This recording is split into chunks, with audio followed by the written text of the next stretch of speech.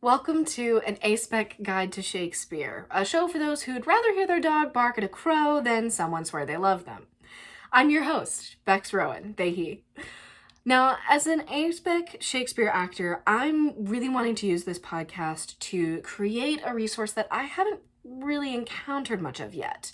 A space made by and for Aspec community to shine, where scholars can share ideas and artists can turn dramaturgies into action and productions. I mean, I love Shakespeare. He's got his issues, for sure, but I've learned that a lot of times the spaces where I'm initially resistant are the spaces that I need to start questioning more. Like, why am I so dedicated to the fact that Much Ado About Nothing could easily be a tragedy, even though nobody really dies for real? What happens when we turn to Aspec dramaturgies in performing Shakespeare?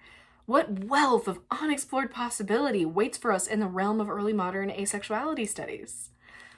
I'm an aro-ace actor, like I said, who's been performing Shakespeare for about 7 years now by the time of this recording. I mean, I played Romeo, Hamlet, Macbeth, and my share of Gentleman Ones and Citizen Force. I love the raised eyebrows, the dropped jaws, and the leaning in that I see from an audience that's not used to seeing a trans Aspec performance of Shakespeare, but can't help but be intrigued as they watch. Because here's the thing, I'm not making Shakespeare into something it's not. And if you've done your text work, no queer or straight reading of Shakespeare is forcing anything, ideally. We're simply highlighting the varied possibilities that's already in the text. And that's what I love about Shakespeare. The text is so flexible, and each interpretation can be captivating.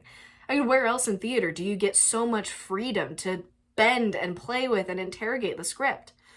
Plus, it is chock full of stage combat, which makes my actor-combatant heart very happy. This podcast is inspired by the early Modern Asexualities conference, the Asexuality and Aromanticism bibliography, and the podcast This Shakespeare is Gay. I'm so grateful to the artists and the scholars who've blazed the trail ahead of me, showing me what's possible with a mic, some queer curiosity, and a copy of the complete works of William Shakespeare.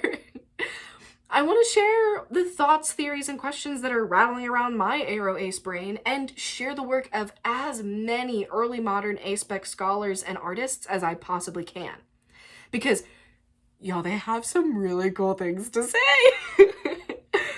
Then if you know anyone who's an Aspec Shakespeare artist or scholar, I would love to talk to them. They can reach out to me at my email at beks@beksroen.org. We're going to tackle in this podcast each play in Shakespeare's canon and some works around it in the early modern literature sphere, highlighting the Aspec resonances within the texts that I love so dearly, and maybe some of the ones that I'm a little more confused about. I'll be hosting conversations with scholars and artists, bridging theory and practice to question the texts and how we put them on the stage. I want this to be a resource for actors, directors, designers, dramaturgs, scholars, students, and people who just like a little Shakespeare.